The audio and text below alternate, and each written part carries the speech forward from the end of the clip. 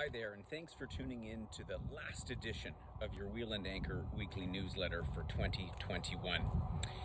Well, I don't know about you, but I'm saying to myself, well, thank God that's over. And when I was contemplating what to do for the last newsletter of the year, I looked back at what we did last year, and I think I had the same remark.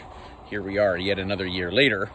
And if you read the newspaper, it doesn't seem like things have gotten a heck of a lot better. But in that vein, we have a bit of a tradition here at Wheel and Anchor, which is something I took from dear friends of mine years ago, which is to close out the year by taking stock of the past year and answering three questions. First of all, what is it from the past year that you would just like to leave behind, forget about, to move on into the next year? And then the second thing is, what is it that you would like to bring with you, something positive that will start off the new year?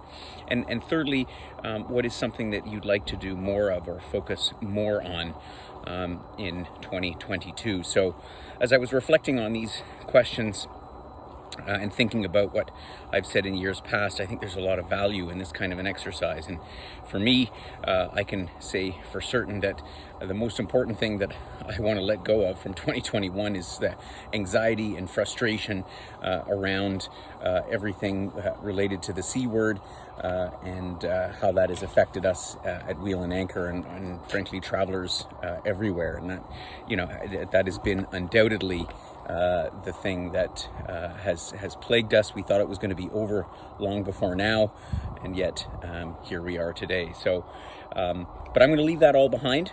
And by the same token, what I want to take with me is all of the wonderful words of support, the words of encouragement, all the positive sentiment that we've received from our members, particularly over the last few months. And that is just something that gives our whole team the drive to just keep going, because we have something great here. We have a great community, even if a large part of the community hasn't met each other yet. But at the same time, I still feel like it's something that holds us all together, this passion for travel. And again, those words of encouragement are something I'm definitely going to bring forward into the new year. And finally, this is always interesting. What is it that I'm going to do more of or focus more on?